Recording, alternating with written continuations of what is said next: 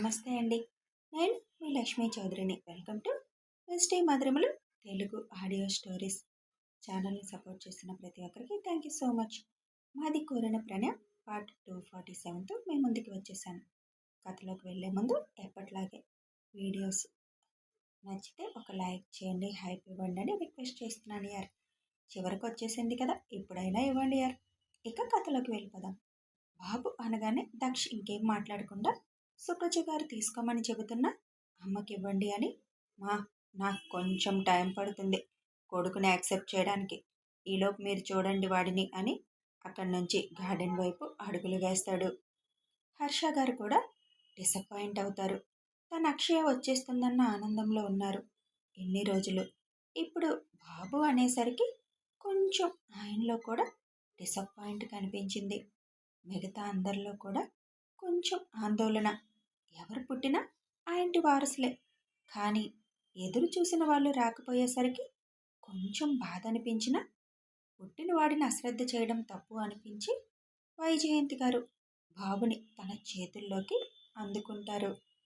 మిగిలిన వాళ్ళు కూడా ఇక ఇదే వాస్తవం అని ఒక్క 2 నిమిషాలలో తమ మనసులకి సర్ది చెప్పుకొని బాబుని చూస్తారు. భారతి గారికి, శేఖర్ గారికి, భరత్కి బాధగా అనిపిస్తుంది. దక్షత్ కోరుకున్నది జరగకపోయేసరికి డిసప్పాయింట్ అయ్యారని, ఇలా జరిగిందేంటి అని బాధగా అనుకుంటూ వాళ్ళు కూడా బాబుని చూసి అల్లుడు గారు నిరాశ చెందినట్టున్నారు అని అంటారు. భారతి చాలా ఎదురు చూశాడు కదా అక్షయ అని. కొద్దిసేపు అలాగే ఉంటుంది. మాకే కొంచెం ఇది యాక్సెప్ట్ చేయడానికి కష్టంగా ఉంది. ఇక వాడు ప్రతి క్షణం అక్షయ అక్షయ అంటూ ఎదురు చూశాడు కదా, పర్వాలేదు, ఒక్క పావుగంట ఒంటరిగా ఉంటే వాడి మనసుకి వాడు నచ్చ చెప్పుకుంటాడు అని చెబుతారు మనోహర్ గారు. అద్వైత్ విజయ్ కూడా దక్షత్ కోరిక తీరలేదని బాధగా దక్షత్ వెళ్ళిన వైపు వెళతారు. సుప్రజ, నిజం చెప్పు, నిజంగా అక్షయ పుట్టలేదా అని అడుగుతారు అప్పటి వరకు సైలెంట్గా ఉన్న మహాలక్ష్మి గారు. బాబుని చూశాక కూడా అలా అడుగుతున్నారేంటి అని అడుగుతారు సుప్రజ. భూమికి ఒక్కరే పుట్టారా? ఇంత వయసున్న నాకు తన పొట్ట చూస్తే అనుమానం రాదంటావా అని అడుగుతారు ఆవిడ. ఆ మాటకి మిగిలిన వాళ్ళందరూ కూడా ఆశ్చర్యంగా చూస్తూ, ఒకవేళ ట్విన్స్ అయితే అన్న ఆనందం వచ్చేస్తుంది వాళ్ళకి కూడా. పుడితే తీసుకొచ్చి మీకు అప్పగించేదానిని కదా, నేను భూమిని రూమ్కి షిఫ్ట్ చేస్తాను, అక్కడికి రండి అందరూ అని చెప్పి సుప్రజ గారు లోపలికి వెళ్ళిపోతారు. గార్డెన్లోకి వెళ్ళిన దక్షత్ ఒక బల్ల మీద కూర్చొని ఆకాశం వైపు చూస్తూ సైలెంట్గా ఉండిపోతాడు. విజయ్, అద్వైత్ చెరొక వైపు చేరుతారు, కానీ కదిలించే ప్రయత్నం మాత్రం చేయరు. ఇద్దరు చెరొక చెయ్యి దక్ష మీద వేసే కూర్చుంటారు. నేను బాగానే ఉన్నాన్రా, మొదటిసారి నేను అనుకున్నది జరగలేదు అన్న బాధ కొంచెం, పైగా అక్షయ మన దగ్గరికి రాలేదన్న అసహనం ఉన్నాయి అంతే. అక్షయ్నే ఈసారి బాబు రూపంలో వచ్చింది అంటాడు అద్వైత్. నో, అలా బాబు రూపంలో వస్తే నేను అక్షయ అనుకోలేనులే, కానీ ఇక నా ముందు ఆ టాపిక్ మాట్లాడకండి అంటాడు. నెక్స్ట్ టైం వస్తుందిలే బాబా అని అనగానే విజయ్ వైపు ఒక చూపు చూసి, మీరు వెళ్ళండి ఇక్కడి నుంచి, నేను వస్తాను అని అంటాడు. ఇక కదిలించకుండా సైలెంట్గా ఉండిపోతారు వాళ్ళు ఇద్దరూ.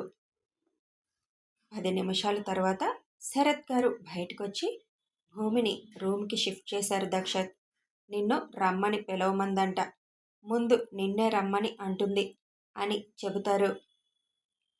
తను కూడా ఇలాగే బాధపడుతూ ఉండి ఉంటుంది కదా, ఇప్పుడు నీ మాటే తనకి అవసరం అని అక్కడి నుంచి లోపలికి వెళ్ళిపోతారు శరత్ గారు.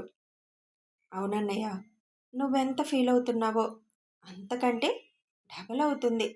వదినికి నువ్వు కోరుకున్నది ఇవ్వలేదు అన్న ఫీలింగ్ బాగా ఎక్కువైపోతుంది. ఈ సమయంలో నువ్వు తన పక్కన ఉండటమే కరెక్ట్. నీకు చెప్పక్కర్లేదు అని అద్వైత్ అనడంతో ఒక్క క్షణం ఊపిరి భారంగా పీల్చి ఆకాశం వైపు ఒక్క క్షణం చూసి అక్కడి నుంచి లోపలికి అడుగులు వేస్తాడు దక్షత్. వెళుతున్న తనని చూస్తూ, అన్నయ్య ఇంత డిసప్పాయింట్ అవ్వడం ఏ విషయంలోనూ నేను చూడలేదు. ఇదే మొదటిసారి. అన్నయ్య మొహంలో అస్సలు ఆనందం లేదు. ఎందుకు ఇలా జరిగింది అని లోపలికి వచ్చి అక్కడే ఉన్న సుప్రజ గారితో, బాబు అని తెలిసినప్పుడు ముందే చెప్పేయాల్సింది కదా. అన్నయ్య ప్రిపేర్గా ఉండేవాడు. మొదటిసారి అన్నయ్య మొహంలో ఆనందం చూడలేకపోతున్నాం. ఆనందం లేకపోయినా పర్వాలేదు. చాలా డిసప్పాయింట్ కనిపిస్తుంది అన్నయ్య మొహంలో. ఎందుకు ఇలా చేశారు అత్తయ్య అని అడుగుతాడు అద్వైత్. జెండర్ తెలుసుకోవాలని వాళ్ళు అస్సలు అనుకోలేదు కదా. నేను చెప్పడం కరెక్ట్ కాదని ఆగిపోయాను అని చెబుతారు సుప్రజ గారు. అప్పటికే దక్షత్ రూంలోకి వెళ్తాడు. స్పృహలోనే ఉన్న భూమి రామ్ అని అంటుంది. చిన్నగా ఉయ్యాలలో ఉన్న బేబీ వైపు చూసి డైరెక్ట్గా భూమి దగ్గరికి వెళ్ళి కూర్చొని, ఎలా ఉంది నీకు? ఇబ్బందిగా ఏమైనా ఉందా అని అడుగుతాడు. ఇబ్బంది ఏమీ లేదు. ఇలా జరిగిందేంటి రామ్ అని అంటుంది భూమి. It's okay. మన చేతుల్లో లేని దాని గురించి మనం ఫీల్ అవ్వడం కూడా అనవసరం. నువ్విప్పుడు దాని గురించి ఎక్కువ ఆలోచించుకో. ఆలోచించకుండా ఎలా ఉంటాను? నా భర్త నా కోసం ఎన్నో చేశారు. కానీ నా భర్త కోరిన కోరిక తీరకపోవడం, అది కూడా నా వల్ల అంటే ఆలోచించకుండా ఉంటానా? నా భర్త కోరిన కోరిక తీర్చకుండా ఉండగలనా? అది మన చేతిలో లేదని తెలుసు. కానీ నీ కోరిక తీర్చాలని ఆశ అయితే నాకు ఉంటుంది కదా. మీరు చాలా డిసప్పాయింట్ అయ్యారు కదా. అదే అక్షయ పుట్టుంటే ఈ పాటికి నా ముఖం అంతా ముద్దులతో ముంచేవారు. ఇప్పుడు మీ ముఖంలో చిన్న ఆనందం కూడా కనిపించడం లేదు. బాబుని కూడా చూడలేదంట సుప్రజ పెద్దమ్మ చెప్పింది అని అడుగుతుంది. కొంచెం టైం పడుతుంది యాక్సెప్ట్ చేయడానికి. ఇప్పుడు నేను ఓకే.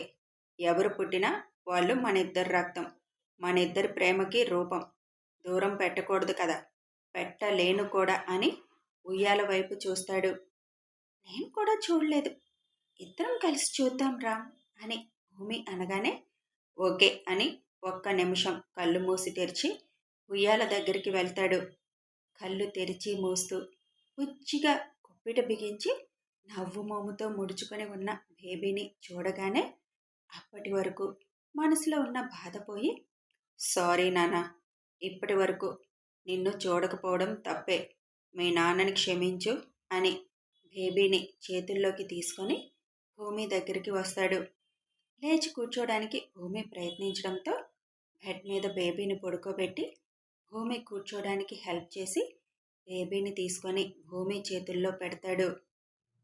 రామ్, మొదటిసారి నువ్వెంతో ఆశపడి ఎదురు చూస్తున్న నీ అక్షయని నీకిచ్చేశాను.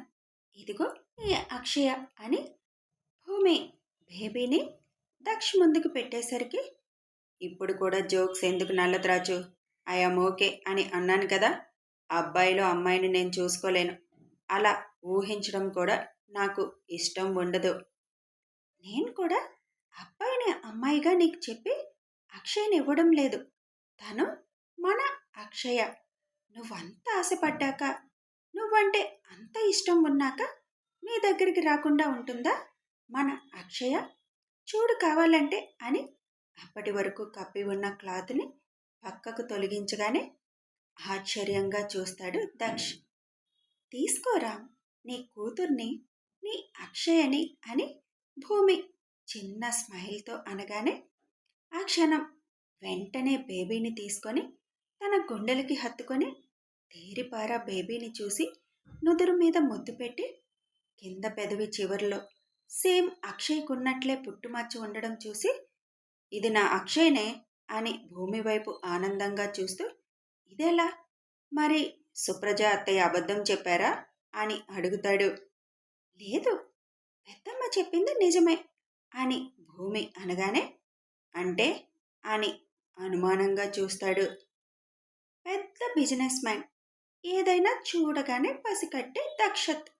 కానీ నా పొట్టలో పెరుగుతున్న ఇద్దరు బిడ్డల్ని మాత్రం పసిగట్టలేకపోయారు అని నవ్వుతూ అనేసరికి, ఏంటి అని షాక్గా అడుగుతాడు దక్ష్. అబ్బా! దక్షత్ గారు కూడా షాక్ అయ్యారు అని నవ్వుతూ, ముందు తాతయ్య వచ్చారు, తర్వాత అక్షయ వచ్చింది అని తన పక్కనే ఉన్న ఫోన్ తీసుకొని ఫోన్ చేసి, బాబుని తీసుకురండి పెద్దమ్మ అని అంటుంది. పదండి లోపలికి వెళ్దాం అని అందరితో సుప్రజ అనేసరికి బాబుని తీసుకొని ముందు వైజయంతి గారు లోపలికి అడుగుపెట్టి దక్ష్ చేతిలో ఉన్న బేబీని చూసి షాక్ అయితే తన వెనకే వచ్చిన వాళ్ళందరూ కూడా పూర్తిగా షాక్లోకి వెళ్ళిపోతారు. కథ కొనసాగుతుంది. మొత్తానికి మన కలెక్టర్ పాప తన భర్తని షాక్లోకి తీసుకువెళ్ళగలిగిందనమాట. సక్సెస్ అయ్యింది ఒక విషయంలో. ఇక ఇప్పుడు దక్షత రియాక్షను, మిగతా వాళ్ళ రియాక్షన్ ఎలా ఉంటుందో తెలియాలి అంటే కథని ఫాలో అయిపోండి. చెప్పాను కదా, ఎండింగ్కి వచ్చింది, చిన్న అప్డేట్స్ వస్తాయి. ఇంకా 3 more updates. Thanks for watching.